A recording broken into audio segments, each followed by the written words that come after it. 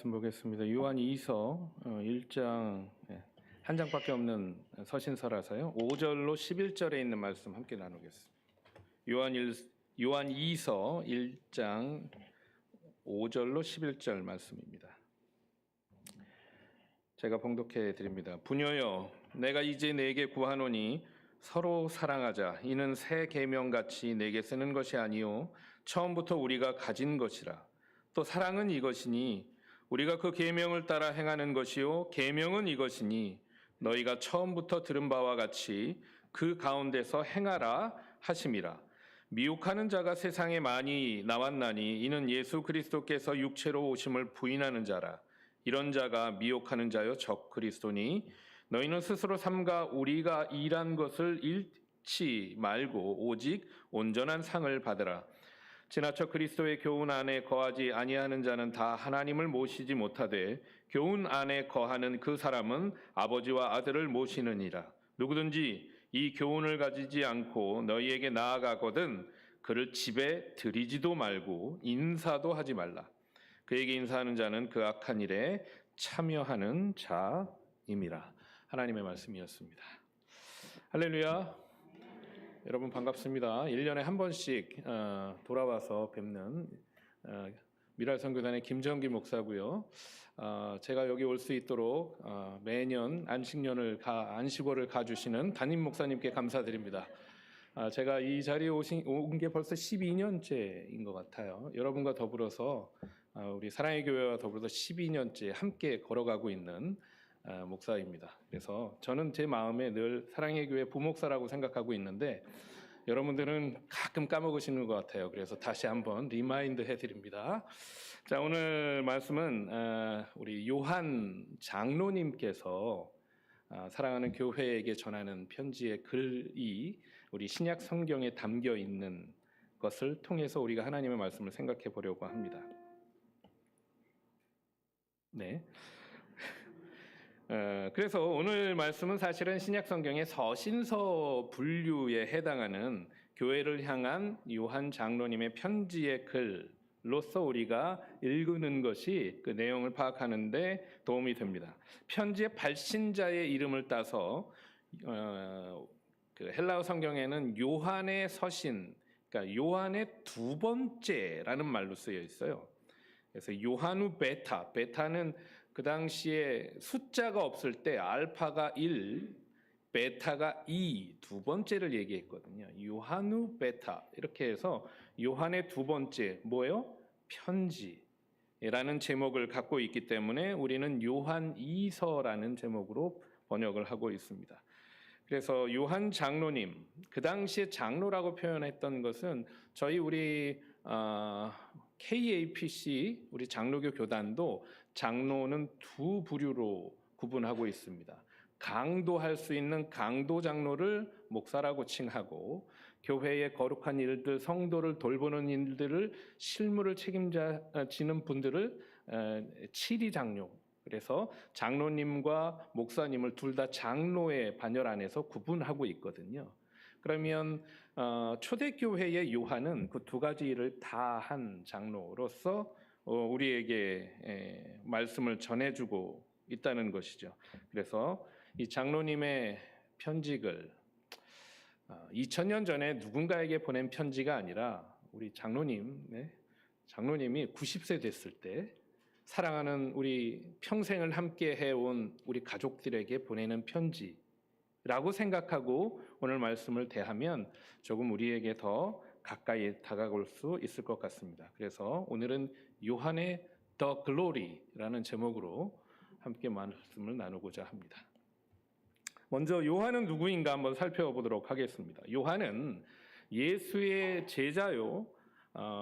많은 요한의 이름 중에서 사도 요한이라고 불리우는 사람입니다. 사도 요한과 당대에 유명했던 다른 요한을 뽑자면 우리가 아는 세례자 요한, 세례 요한은 예수의 제자라기보다는 예수님 이전의 사람이고요. 사도 요한은 예수님을 만나서 예수님이 오라고 해서 따라갔던 제자들 중에 한 사람이었던 사도 요한의 편지입니다. 그의 형제 야고보와 함께 그는 갈릴리 어부로서 자기 아버지와 어업에 종사했던 사람입니다. 아버지와 일꾼을 거느리고 배를 소유한 갈릴리 어촌의 부유한 그 가정의 둘째 아들이었습니다. 왜 이렇게 표현하냐 하면 그와 대조적으로 베드로와 안드레 형제는 조금 더 가난한 어부였던 것 같아요. 베드로와 안드레가 예수님의 부르심을 듣고서 따랐을 때 성경의 표현에서는 그들은 바닷가에서 청소하고 있던 그물을 버려두고 따라갔다라고 표현하고 있는데, 오늘 요한은 예수님의 부르심에 버린 것이 많아요.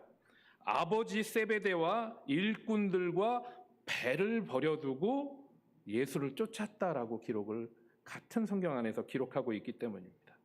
그래서 지금 우리로 보자면 어렵지 않은 환경에 풍족한 가정의 젊은이를 예수님께서는 부르신 것입니다. 그 성격이 불같은 두 형제였던 것 같아요.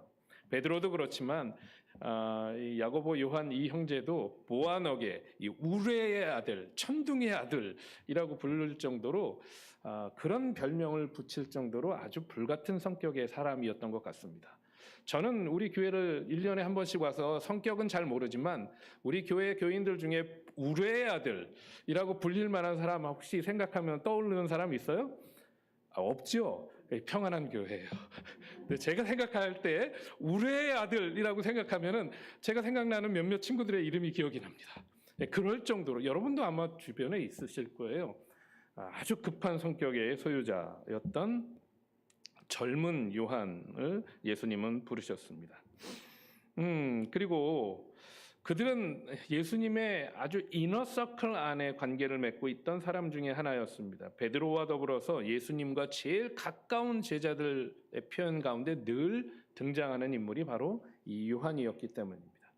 그래서 요한은 자신의 복음서를 기록할 때 다른 제자들은 이름을 하나하나 사용했거든요. 마태, 마가, 누가 다 이름을 사용했는데 자기 자신의 이름만은 자기 복음서에, 요한복음서에 기록하지 않습니다. 그리고 다른 표현을 쓰는데 자기 스스로를 기록할 때 이렇게 표현해요. 그가 사랑하는 자.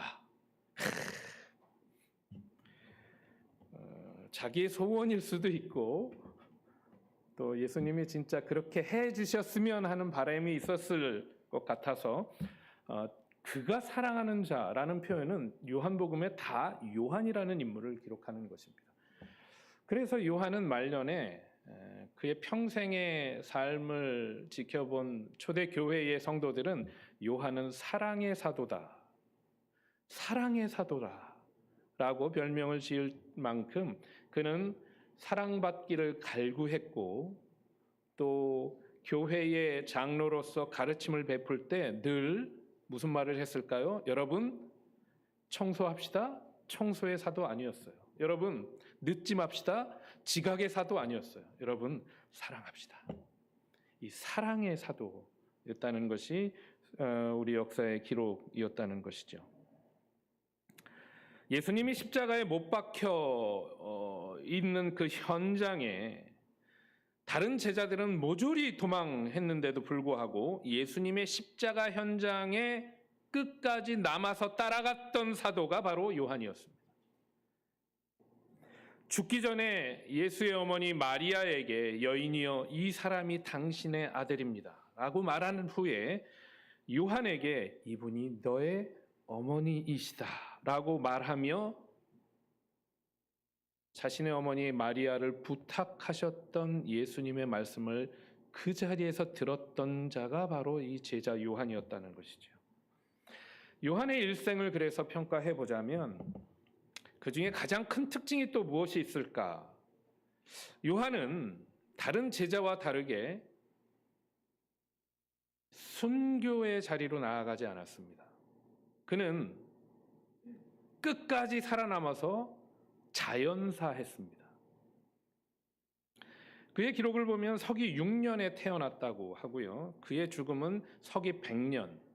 그래서 그의 일생을 94년으로 지금 바라보고 있는데요. 90세가 되기까지 끝까지 살아남아서 교회에 자신이 직접 만난 예수 그리스도를 증거하는 증거자요. 그리고 예수 그리스도를 실제로 목격한 목격자로서 복음을 증거했던 인물이 바로 이 요한이었다는 것이죠. 오늘 본문 앞구절에 1절은 편지 글로 시작하는 전형적인 모습을 보여줍니다. 이 편지의 서두는 보통 발신자를 내가 누군지를 밝히는 내용으로 시작하는데요. 오늘 헬라어 성경에는 첫 단어가 자기의 이름을 얘기해요. 프로스베테로스. 장로는 부녀와 그 자녀들에게 편지합니다 라고 시작하는 말로 1, 2절을 시작하고 있습니다. 자신을 장로라고 소개하고 있는데요. 남성 단수 주격, 그러니까 남자예요. 한 명입니다. 그리고 주어로 자기를 장로라고 표현하는 이 요한 2서의 내용을 우리는 번역해서 보고 있는데, 공동번역선서, 가톨릭과 함께 개신교가 번역을 작업했던 공동번역성서에는 원로는이라고 해서 장로라는 말을 원로라는 말로 바꾸고 있습니다. 그래서 보통 원로라는 표현은 나이 드신 분들을 원로라고 하시잖아요. 그런데 장로라는 표현, 이 프로스비테로스라는 표현은 초대교회 공동체에서 이미 리더들 역할을 하고 있는 분들을 장로라고 얘기했기 때문에 원로, 그냥 나이 많으신 분을 얘기하는 것이 아니라 나이 많고 리더십을 갖고 케어하시는 목사님, 장로님을 표현할 때 장로라는 표현이 더 우리말 번역에 설득력이 있는 것 같습니다. 영어 번역은 그냥 둘 다 엘더라고 표현하고 있는데, 이런 의미로 보아선 한국어 표현, 지금 개역 개정을 우리 쓰고 있죠. 번역에 장로라는 표현이 더 명확한 것 같아서 개역 개정에 무한한 자부심을 느끼고 있습니다. 오늘 예수의 제자 이 요한의 두 번째 서신을 통해서 저는 왜 장로 요한이 순교하지 않고 그의 삶을 끝까지 그렇게 살아내야만 했는지 이유를 좀 돌아보려고 합니다. 자기가 사랑하는 나의 친형 야고보도 주님을 위해서 순교하는 자리에 나아가서 그는 칼에 찔려 죽습니다. 예수님과 함께 같이 돌아다녔던 살가웠던 다른 제자들 베드로와 안드레와 그 다른 모든 제자들이 살아가면서 하나하나 소식이 들려요. 그들도 순교했다고. 그 순교의 소식이 들려올 때마다 그는 그 소식을 자신의 마음에 가슴에 묻고 그 자리에 함께 나아갈 수 있었음에도 불구하고 나아가지 않고 어떻게 보면 지질이 궁상맞게 살아남아야 하는 그 평생의 삶을 살아내었다는 것이죠. 쫓기고 감옥에 가고 죽음의 위협 앞에 무력한 자신의 삶을 살아갈 수밖에 없는 그의 인생의 길을 90세의 진기를 다 소진하기까지 살아남았다는 것이죠. 왜 그렇게 살아야 했을까요? 왜 그렇게 어려운 길을 그렇게 내가 살아야 했을까요? 오늘 감사하게도 오늘 첫 예배의 찬양이 어려운 일 당할 때라는 제목이었어요.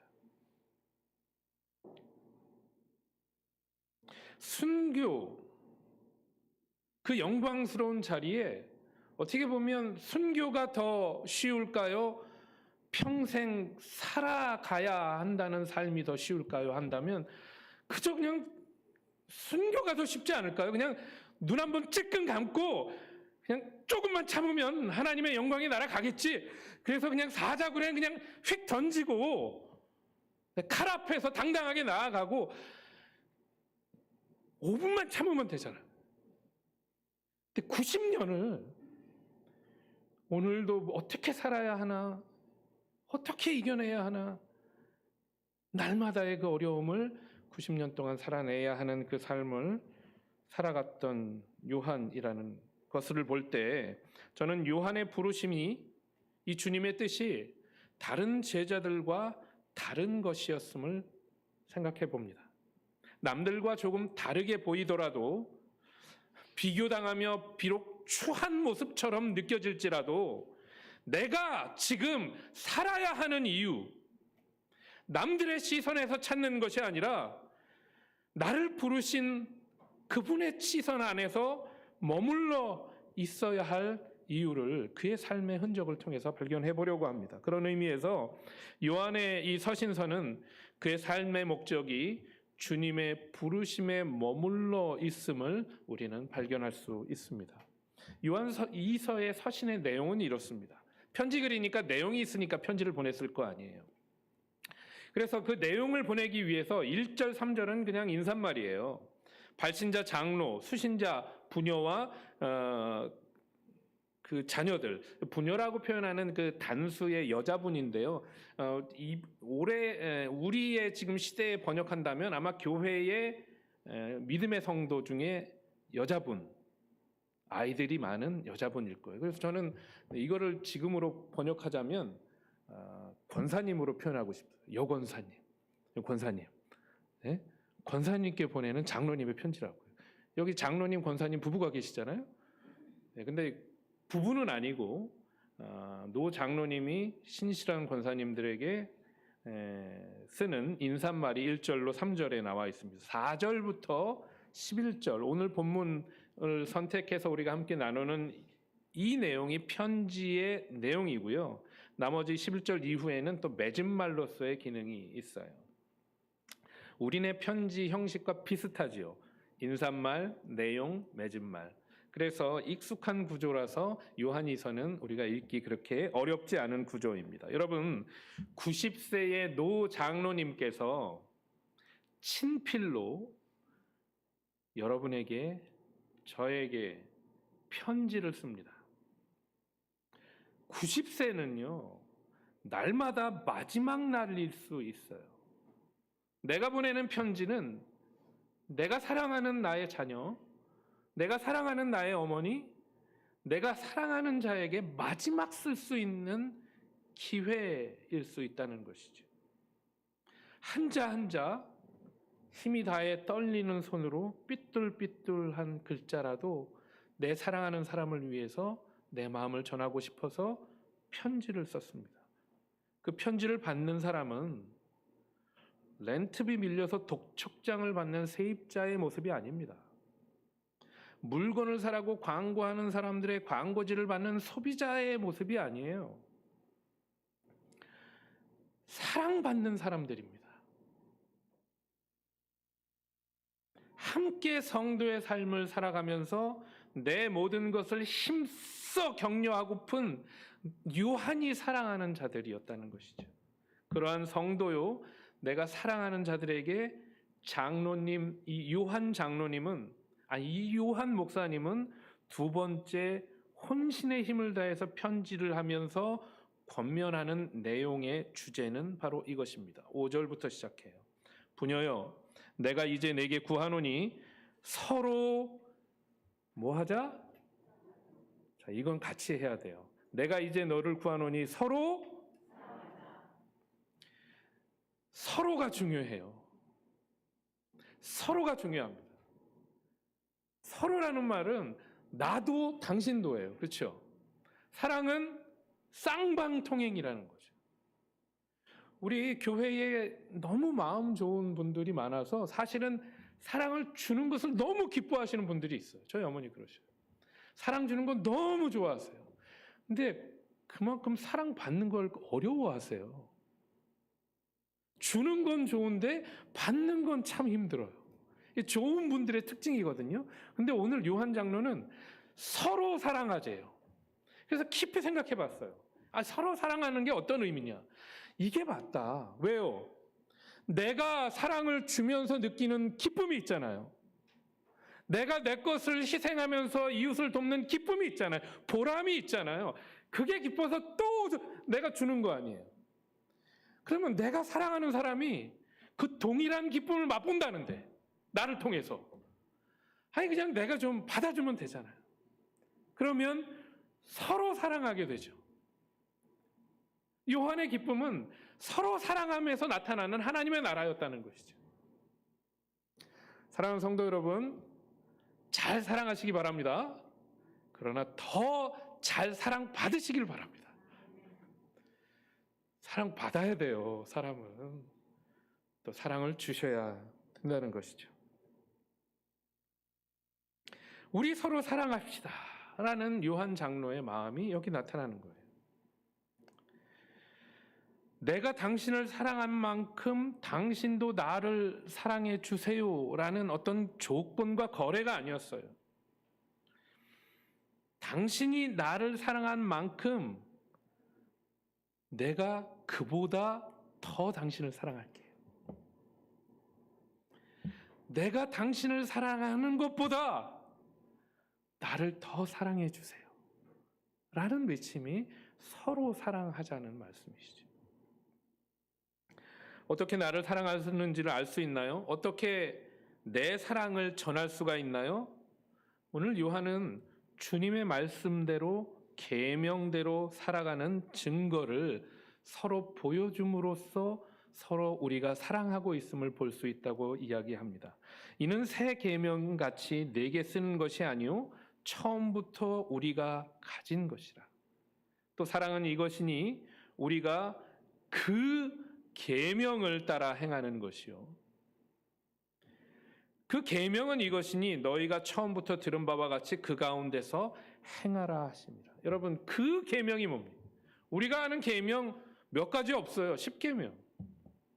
10계명 다 외워보세요 하면 헷갈리잖아요. 1계명부터 4계명은 하나님 사랑하라는 말이에요. 5계명부터 10계명까지는 사람을 사랑하라는 말이에요. 예수님도 그 10계명의 내용을 붙잡고 새 계명을 너희에게 주노니 주 너의 하나님을 사랑하고 내 이웃을 내 몸과 같이 사랑하라. 똑같이 주신 말씀이에요. 그것은 바뀐 적이 없어요. 주님의 말씀대로 계명대로 우리가 우리 자신을 바라보면서 사랑하고 있는가를 볼 때 우리는 그 증거로 내 이웃에게 내가 당신들을 사랑하는지를 나타낼 수 있다는 것이죠. 이 계명은 요한 장로님이 지금 다시 새롭게 만든 것이 아니에요. 처음부터 우리가 알고 있었던 거래요. 그런데 아는 것보다 더 중요한 게 무엇이었나요? 6절 말씀의 끝에 가보면 그 가운데 행하라. 행하시며, 이 행한다는 말이 두 번이나 나와요. 계명을 따라 행하는 것이요. 그 가운데서 행하라. 그냥 알고만 있는 것으로 만족하지 말라는. 사랑은 그런 의미에서 knowing이 아니고 doing이에요. 사랑은 명사가 아니고 동사예요.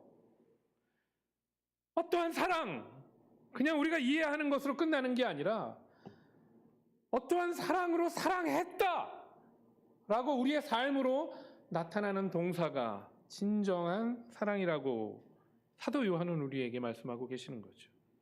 여러분, 사도 요한의 별명이 뭐라고요? 사랑의 사도. 그는 말년에 교회 강단에 오를 때에 누군가의 부축을 양쪽으로 받고 올라가서 말씀을 전했다고 해요. 그런데 그때에도 잊지 않고 그 첫 마디는 우리 서로 사랑하라 라고 외쳤던 사도라고 하네요. 저는 그 외침이 말만의 사랑은 아니라고 믿습니다. 그가 예수님을 어떻게 사랑했는지를 그의 행동을 보면 알 수 있어요. 요한은 예수님을 사랑했습니다. 그래서 그는 순교하지 않았지만 이미 생명을 버렸어요. 언제요?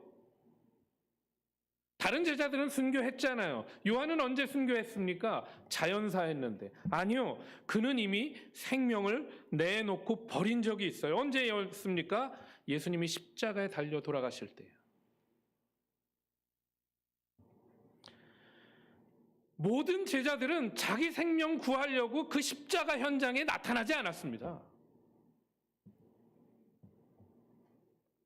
왜요? 거기 가면 예수의 제자인 것을 드러낼 수밖에 없으니까.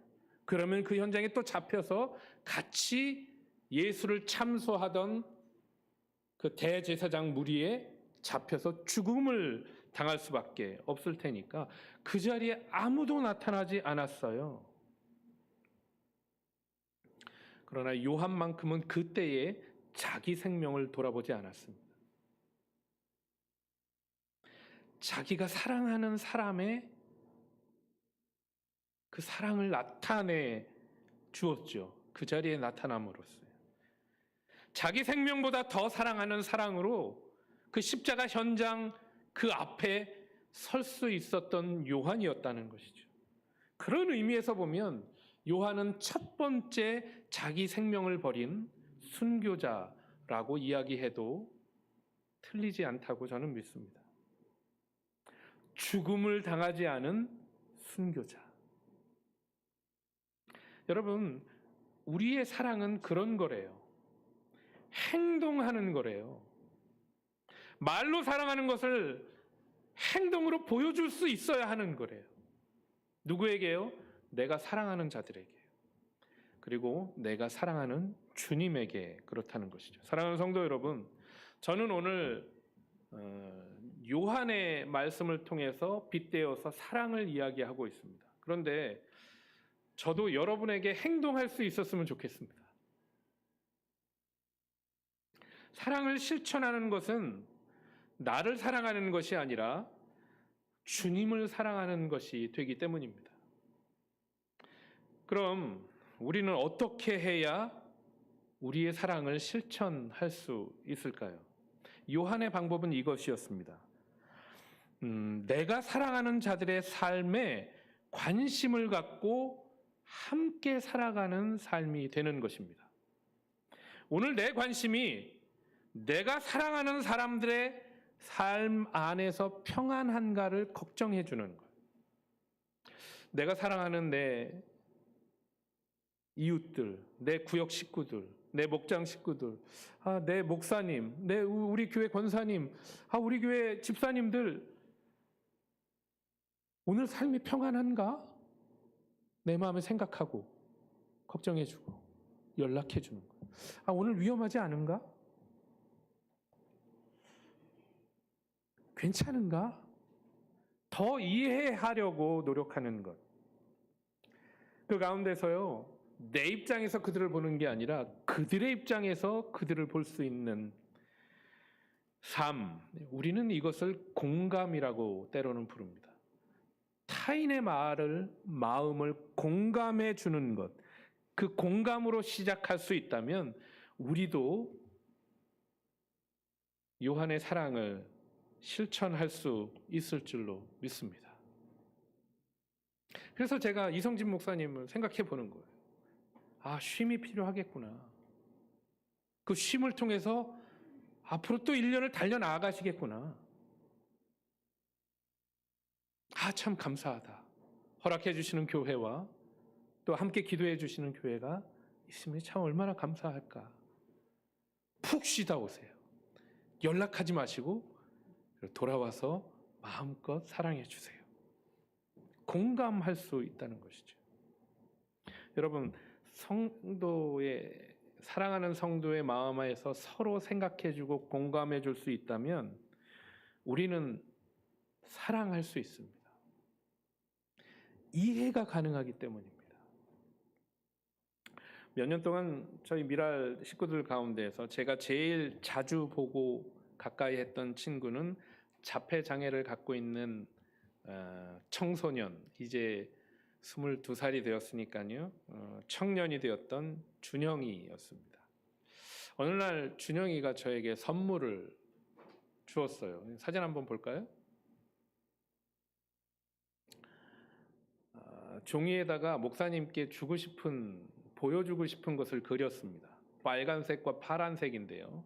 흐리게 나오지만 빨간색과 파란색을 막 그려서 자기가 가장 좋아하는 것을 목사님에게 준 것 같아요. 그래서 저는 준영이가 무엇을 줬는지 이해를 하고 싶었습니다. 한참을 바라보면서 저는 준영이의 마음을 이해할 수 있었습니다. 여러분, 무엇이 보이시나요? 빨간색과 파란색이 그려져 있는 저 뭉텅이 안에서 준영이의 마음을 읽으실 수 있을까요? 저는 정확하게 읽어낼 수 있었습니다. 시간은 걸렸지만요. 준영이는 자기가 좋아하는 목사님에게 자기가 좋아하는 스파이더맨을 보여주고 싶었어요. 스파이더맨은 빨간색과 파란색의 옷이 겹쳐져 있는 그 체크무늬의 옷을 입고 있습니다. 언어가 능하지 못하고 표현이 능하지 못하지만 자기가 좋아하는 것을 누구에게 주고 싶어하는 준영이의 마음을 이해한다면 저 그림을 그냥 쓰레기통에 버리는 것이 아니라 저 그림을 소중하게 제 냉장고에 붙여놓고 아직도 기억하면서 준영이가 자기가 좋아하는 저 스파이더맨을 나에게 주었어. 기억할 수 있는 전 세계의 유일한 목사가 될 수 있다는 것이지. 익숙해지고 이해하면 여러분 사랑할 수 있어요. 상대방의 마음을 공감하려고 노력해서 그것을 발견할 때 우리는 서로 사랑할 수 있는 관계가 된다는 것이죠. 내 친구의 입장에서 한번 생각해 보는 것입니다. 내 며느리의 입장에서 한번 우리 관계를 다시 한번 생각해 보는 거예요. 시어머니의 입장에서 한 번만 생각해 보는 거예요. 우리 시어머니가 아들을 어떻게 생각하는지. 우리 목사님의 입장에서 나를 다시 한번 바라보는 거예요. 우리 집사님들 입장에서 우리 교회를 다시 한번 바라보는 것. 요한이 사랑하는 자들의 입장에서 보니까 교회의 지도자로서가 아니라 성도로서 공감해 보니까 사랑하는 자들이 보지 못하고 있는 작은 위험의 불씨가 보이는 거예요. 7절 말씀에 미혹하는 자가 세상에 많이 나왔나니 이는 예수 그리스도께서 육체로 오심을 부인하는 자라. 여러분, 예수님의 죽으심의 현장에 있었던 요한이었습니다. 부활하신 예수님을 만난 그 목격자 요한이었습니다. 승천의 자리에 하늘에 올라가시는 주님을 보았던 요한이었습니다. 60년이 지났는데 서신서의 기록이 지금 AD 90년 이후거든요. 60년이 지난 후에 아직도 부활과 승천의 목격자로서 자신이 살아있음에도 불구하고 예수는 없었다. 예수는 이야기뿐이다. 그 환상이다. 라고 주장하는 자들이 지난 60년간 끊임없이 스물스물 도처에 발생했다는 것이죠. 왜 많지 않았겠어요? 지금도 그런 사람들이 뉴스에 나오고 우리도 지금 당황해하고 있지 않습니까?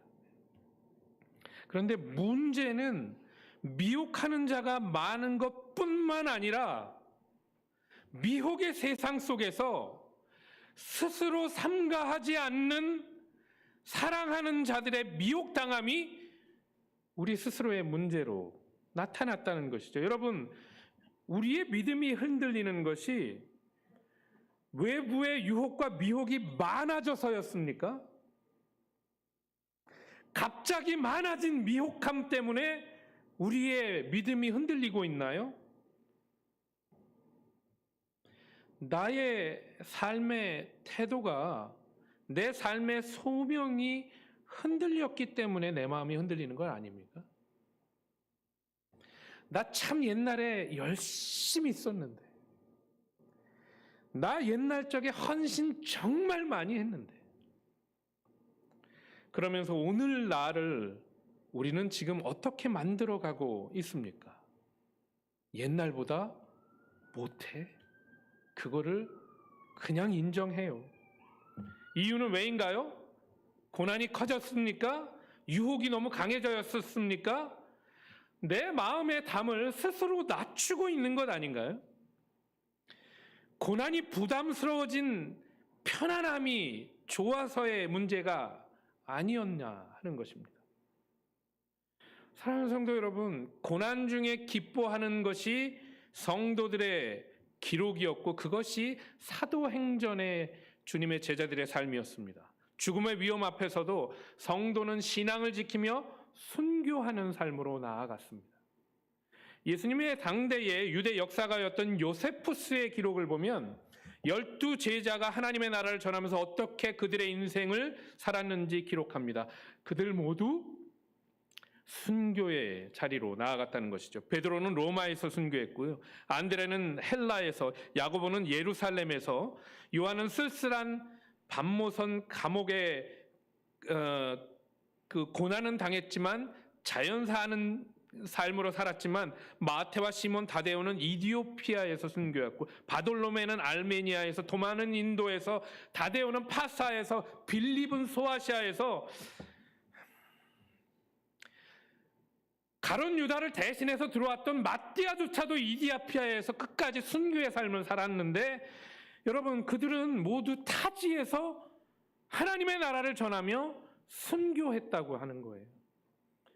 예수님의 제자, 그 제자들의 제자를 우리는 2대 제자, 교부라고 얘기해요. 터툴리안, 교부 터툴리안이 1대 제자인 요한의 죽음을 해석하면서 순교자의 죽음, 그들의 피야말로 우리 교회의 씨앗이 되었다라고 기록을 하고 있습니다. 사랑하는 성도 여러분, 말씀을 맺겠습니다. 오늘 우리는 우리 교회에서 어떠한 모습을 봅니까?